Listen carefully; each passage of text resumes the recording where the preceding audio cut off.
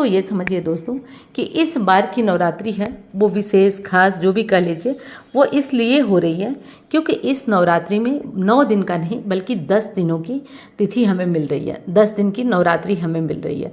कारण ये भी है कि एक तिथि जो है वो बढ़ रही है। हर बार जो होता है प्रायः वो एक तिथि कम होती है, लेकिन इस बार जो है वो एक तिथि बढ़ रही है।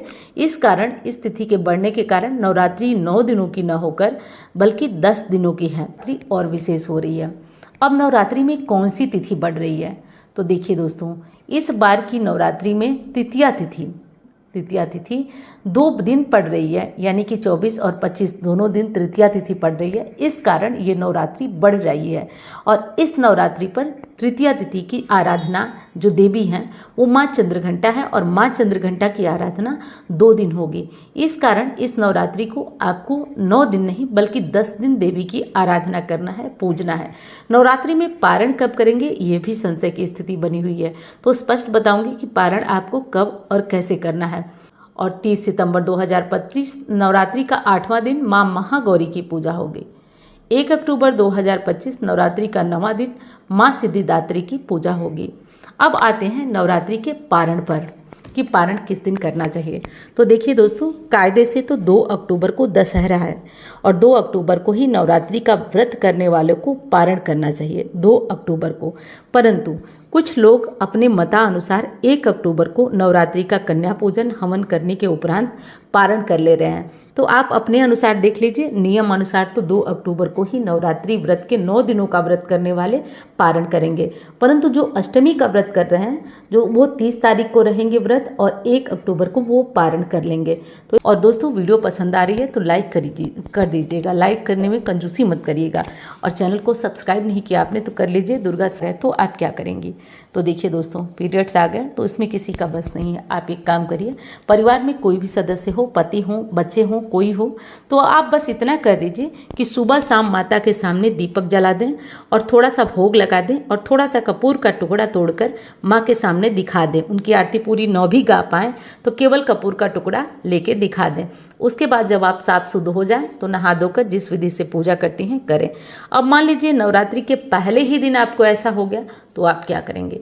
तब आप एक काम कर सकते हैं कि विधिवत कलश रखने के लिए आप किसी ब्राह्मण को कलश से रखवा सकती हैं।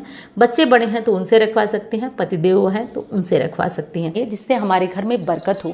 तो मैंने सोचा कि धन त्रयोदशी पे जो उपाय मैं स्वयं कराती हूँ, मेरे परिवार वाले करते हैं, वो क्यों ना आपको बताया जाए। तो धनतेरस पे एक बहुत ही दिव्य हवन होता है और माँ लक्ष्मी का कनक धारा स्तोत्र और श्री सूक्तम से पूजन होता है धनतेरस पे, जो हमारे परिवार के द्वारा किया जाता है। और बहुत लोगों को मैंने स्पष्ट बताया हुआ है, वो किए हैं हमसे जुड़कर और उनको लाभ हुआ है।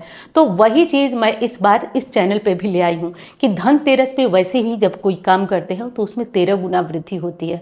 तो धनतेरस पे जब ये कार्य आप करेंगे, मार्गदर्शन के साथ जुड़ करके और ब्राह्मणों के द्वारा हम लक्ष्मी अनुष्ठान कराएंगे धनतेरस के दिन, तो इसमें आप भाग ले सकते हैं। और जो बहुत परेशान है उसका लाभ उसको निश्चित तौर पे मिलेगा।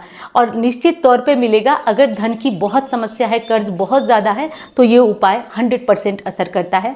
आपको विश्वास हो तो साथ में जुड़िए, चैनल पे दिए हुए नंबर पे संपर्क करिए और इसमें भाग लेने के लिए आप अपना नाम ऑफिस में नोट कराइए।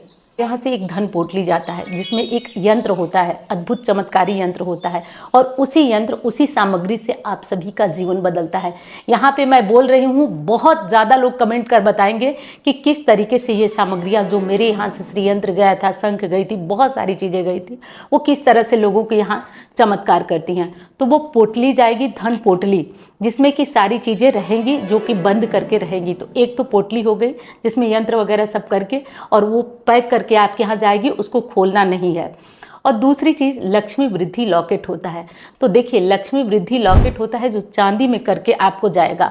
और जो महिलाएं बहुत ज़्यादा परेशान रहती हैं कि वो कैसे धन कैसे कमाए, या जो पुरुष बहुत ज़्यादा परेशान रहते हैं कर्ज में, फिर भी पहनने में लाल धागे में थोड़ा संकोच लगता है, शर्म लगता है, वो अपने मंगलसूत्र में एक लाल धागे में बांध कर उसे लटका लें और लटका कर इस यंत्र को आप पहन सकते हैं। ये काफ़ी पावरफुल है, बच्चे बड़े बुजुर्ग सब इसको पहन सकते हैं, क्योंकि ये विद्या बुद्धि भी देता है, सुरक्षा भी करता है आपकी, और लक्ष्मी की अपार कृपा दिलाने वाला ये होता है। तो आप सभी इसे पहन सकते हैं किसी भी धागे में करके, या शर्म आ रही है लाल धागे में पहनने में तो आप सोने की चेन में लाल धागे में बांधकर आप लटका दीजिएगा और इसको पहनिए, इसका लाभ देखिए। और अंतिम चीज़ है दोस्तों, 3 चीज़ें जा रही हैं मार्गदर्शन से, जिसमें अंतिम हमारी सामग्री है एक लक्ष्मी नारायण की मूर्ति है जो बैठी हुई मुद्रा में माँ लक्ष्मी विष्णु जी के चरण दबाती हैं। ये मूर्ति वैसे ही चमत्कारी होती है और अगर इस मूर्ति में प्राण डाल दिया जाए, इसे अभिमंत्रित करा दिया जाए, तो ये मूर्ति आपके घर में जाते ही चमत्कार करती है। केवल करना ये होगा कि जब ये मूर्ति आपके घर में पहुंचे, हल्दी गंगा जल छिड़क दीजिए, घर के मंदिर में स्थापित करिए, प्रतिदिन इन्हें जल से स्नान कराइए, उस जल का पूरे घर में छिड़काव करिए और आप हल्दी कुमकुम से प्रतिदिन इनका पूजन करिए। पूजन करने के बाद थोड़ा सा धूप दीप दिखा दीजिए और भोग लगा दीजिए। विश्वास से कहती हूँ आपके घर चमत्कार हो जाएगा। निश्चित तौर पे जो दरिद्रता होती है वो दरिद्रता भगाने वाला ये मूर्ति है, क्योंकि इस मूर्ति में मंत्रों के द्वारा प्राण फूका जा रहा है। हमारे पंडित जी लोग धनतेरस से लेकर के और दिवाली तक ये जो सामग्री धन पोटली है, लॉकेट है और जो माँ लक्ष्मी जी की मूर्ति है विष्णु जी के साथ, उसे अभिमंत्रित करेंगे। और इस कार्य को मैं कई सालों से कर रही हूँ, आप इसे देख भी रहे हैं, ये काफ़ी पावरफुल है। तो विश्वास हो इन चीज़ों को अगर चाहिए आपको, तो ये चीज़ें आपको चैनल के माध्यम से जो नंबर है उस पर आप फ़ोन करके प्राप्त कर सकते हैं। और हर बार कहती हूँ, इन चीज़ों पे विश्वास हो तो लीजिए, विश्वास ना हो तो छोड़ दीजिए, जो ले रहे हैं उन्हें लीजिए, क्योंकि यहाँ पे बहुत सारे ऐसे लोग हैं जो इन चीज़ों का पावर देख चुके हैं। और ऐसे ही नहीं, ये 4था या 5वां साल है मुझे देते हुए। तो एक विश्वास हमारा आपका बना हुआ है और जब तक मैं रहूँगी, जब तक रहूँगी, मेरा शरीर चलता रहेगा, मैं यूं ही आपके लिए प्रयास करती रहूँगी, यूं ही आपके लिए प्रयास करती रहूँगी कि आपके लिए नए नए उपाय लेती आऊँ। और मैं कल्याण चाहती हूँ कि भोलेनाथ के द्वारा और मेरी प्रयास से आप लोगों का हो जाए। तो यही 3 चीज़ें इस बार है। और एक चीज़ मैं अपने अनुभव से बढ़ाई हूँ, वो है लक्ष्मी हवन। लक्ष्मी हवन जो धनतेरस पे होगा, तो आप इनमें भाग लेना चाहते हैं तो आप चैनल के माध्यम से जो नंबर है उस पर संपर्क करिए और अपना नाम नोट कराइए।